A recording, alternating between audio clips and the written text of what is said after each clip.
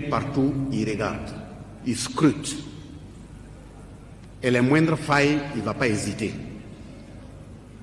Et quand nous disons les moindres failles, il ne va pas hésiter, ne croyez pas que, comme il n'y a pas de peau blanche dans la salle, la DST, DGE et autres, ils ne sont pas là. Hein.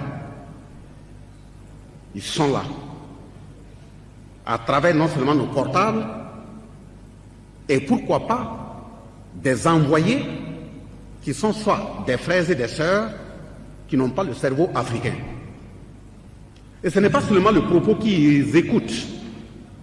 Ils regardent le comportement non seulement de ceux qui exposent, mais de l'assistance. Si on ne fait pas attention et on mène un certain débat à un niveau donné, dans un environnement donné, et on donne l'occasion à l'ennemi de comprendre que les gens ont j'allais dire, de la faiblesse de patience, c'est pas bon pour le constat. Parce qu'ils peuvent utiliser des failles et regarder et frapper. Heureusement que le peuple est debout. Eux, on a intérêt à être debout. Je le dis parce que j'ai l'impression qu'on ignore le mal que nous avons en face. Et le mal qu'on a en face, quand il y a des cadres comme ça, il faudrait qu'on utilise un langage assez clair pour qu'on puisse se comprendre. Parce que l'une des fautes graves que l'Afrique aussi a toujours eu jusqu'à l'heure actuelle, c'est qu'on s'est auto-développé une diplomatie destructrice. Au lieu d'appeler le chat un chat, des moments on se complaît à appeler le chat un animal qui miaule. Quand on adopte de tels types de comportements, c'est comme si on s'est auto-mis sur des braises pour donner à l'ennemi en temps opportun de nous manger. Pourquoi je le dis? Je prends quelques exemples. Quand je dis souvent notre langage n'est pas un langage de vérité, et ce qui est grave, c'est nous qui avons été à l'école. Je répète, c'est nous qui avons été à l'école. Vous imaginez dans l'exploitation minière, il est arrivé à un moment donné, on a parlé de transparence. On a amené une initiative appelée ITE. Quand on a découvert les en-dessous pour montrer que ça ne marche pas, quelques années, ils sont revenus dire que ce n'est plus ITE, c'est devenu ITE+. Et nos frères et sœurs encore se sont engouffrés dedans. Il faut expliquer, ITE n'était pas bien, c'est ITE+ qui est bon. On nous baigne dans ça 5 ans, 10 ans, on nous massacre. Quand ils constatent qu'on veut découvrir, ils passent à ITE++.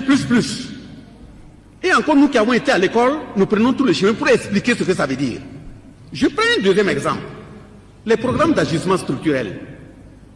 Quand ils ont dévalué le franc CFA en 1994, et on a vu avec cette dévaluation que la dette africaine s'est multipliée par 2, et qu'on n'arrivait pas à rembourser, ils sont venus avec le même Fonds monétaire international et la Banque mondiale pour dire qu'il y a des secteurs sociaux qu'on ne doit même pas regarder.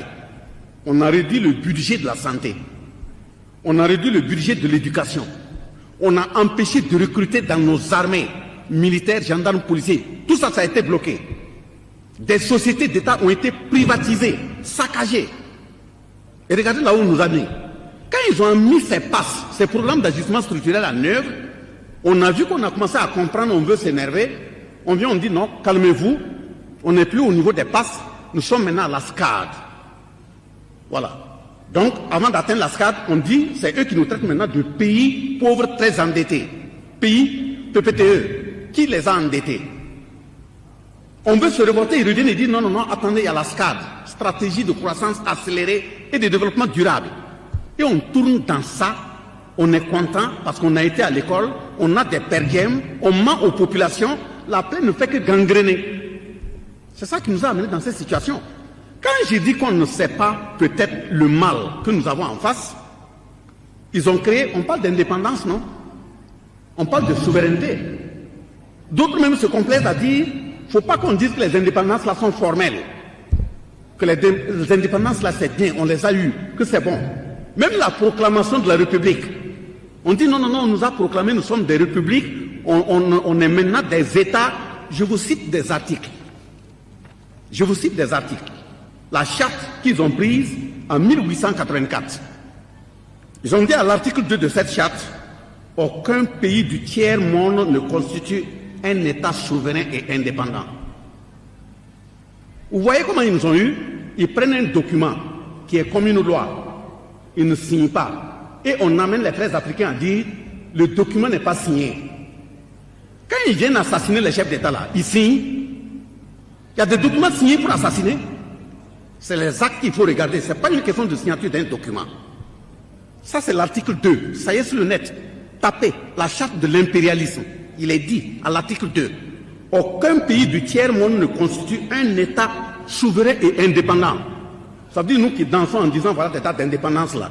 Nous sommes en train de nous amuser quand ils regardent même ils rient.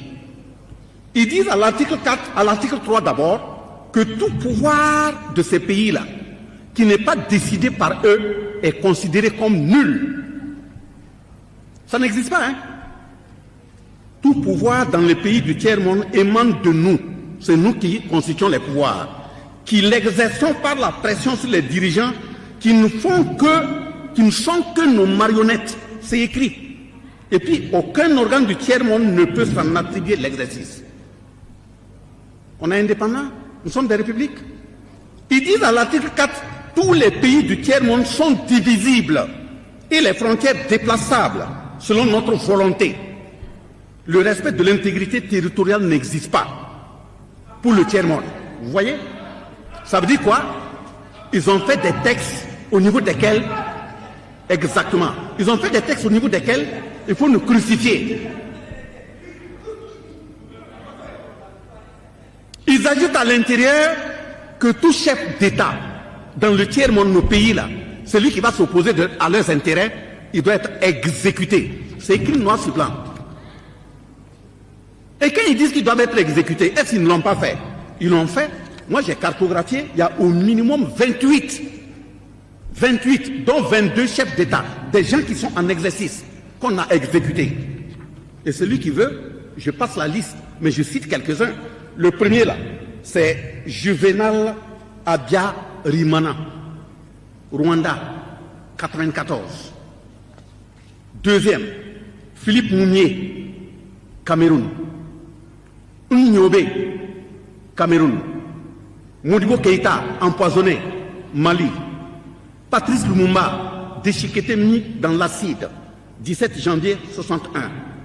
Daniel Ouezin Koulibaly, arrondissement 12, Paris, empoisonné, voltaïque. Victor Biaka Boda, pendu le 28 janvier 1950 à Bois-Clé, en Côte d'Ivoire. Samuel Canyon Toé, Libéria, en 1989. Laurent Désiré Kabila, etc. On peut les citer. Vous voyez, quand ils s'asseyent là, entre eux, ce n'est que la vie d'un noir là, c'est comme un code qu'ils donnent. Elisabeth a donné la sardine. Ça peut vouloir dire exécutez-le. L'oiseau est revenu du cimetière. Ça veut dire éliminer le ni vu ni connu. Donc, ce sont des gens comme ça qu'on a en face. Ils n'ont pas encore changé de nature. Justement, ils n'ont pas changé de nature. Et voilà aussi les 4 éléments, les 4 raisons qu'ils ont données pour nous manipuler. Ils disent, la première raison là, c'est le rang de la France au niveau de l'ONU, qu'il faut utiliser les pays africains pour voter ce que la France vote. Donc, nous traiter nos pays de république et de pays indépendants là, c'est ça. Avoir des États un peu formels qu'on peut traiter sur papier indépendant pour que quand la France lève la main à l'ONU, même si c'est contre nous là, et tous ils doivent lever la main. Est-ce que ça c'est fini? Ce n'est pas fini. Moi j'ai rencontré, je l'ai dit la fois passée, un ambassadeur, il a évoqué ça. Il dit que lui ne comprend pas, en fait, que c'est tendu entre nous et puis la France, parce qu'avant, on votait quand même pour la France à l'ONU. Est-ce qu'on ne va pas revoir notre position pour que quand la France aussi vote là, ce que la France dit, il faut voter comme ça. J'ai dit, mais vous êtes un pays, non? Pourquoi vous ne votez pas comme la France vote? C'est nous qui devons voter parce que la France a voté, oui ou non? Ce n'est pas comme ça. Est-ce que c'est fini? Ça, c'est pas terminé. Deuxième raison, ils disent, c'est l'accès aux matières premières de notre pays. Tapez sur le net, écoutez la conférence de De Gaulle animée le 4 septembre 1961. Il a dit le ça. Il faut voir comment il faut mettre un aérodrome, exploiter le pétrole, exploiter l'eau douce qu'ils ont trouvée. Et tout ce qu'ils vont trouver, Et il a même ajouté, la France n'a pas d'amis, hein. C'est des questions d'intérêt. S'il faut tuer 1000, 2000, 3000 pour sauvegarder leurs intérêts là, ils vont le faire. Et vous croyez parce que nous sommes dans l'AES, ils ont changé de nature? Parce qu'un chat est parti à la Mecque, qui revient et dit que lui n'attrape plus des souris. Vous croyez à ça? Donc ça veut dire qu'ils nous guettent. Troisième raison, ils ont dit, c'est le financement de la vie politique française. Il faut nous piller pour financer leur vie politique. Et la quatrième raison, ils disent, c'est le rôle de la France comme sous-traitant des États-Unis.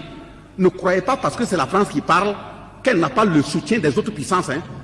Celui qui fait cette erreur, tu es foutu. Ils sont tous les mêmes. Dans les coulisses, je répète, ils sont tous les mêmes. Et comment ils agissent? Quand j'ai dit la DGSE est là, voilà, ils ont dit qu'au niveau de la DGSE, eux, ils ont subdivisé leurs services de renseignement là en 4 pôles. Voilà pourquoi j'ai dit ils sont parmi nous, en 4 pôles. Ils prennent d'abord le service de documentation extérieure et de contre-espionnage, est chargé de la désinformation. Ceux qui publient les trucs sur les réseaux, vous croyez que certains ne reçoivent pas des trucs dans l'ombre là. C'est ce service-là qui est derrière, qui est chargé d'accompagner les gens pour produire des fausses informations, insulter, et même leur donner des visas pour qu'ils quittent le pays. C'est ce service qui est chargé. Deuxième service, c'est la DGSE, principal service secret à l'étranger, qui utilise tous les moyens, y compris nos frères et sœurs, pour nous pénétrer et atteindre leurs objectifs.